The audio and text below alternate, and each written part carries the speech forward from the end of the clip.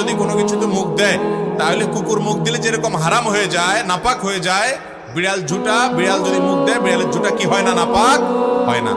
এই জন্য বিড়াল পালা জায়েজ আছে, বিশেষ করে ইঁদুরের উপদ্রব থেকে বাঁচার জন্য, কিংবা এমনি আদর করে আপনি বিড়াল পালেন, কোনো অসুবিধা নাই। আপনারা সবাই জানেন একজন সাহাবী ছিলেন, নাম হলো আবু হুরায়রা।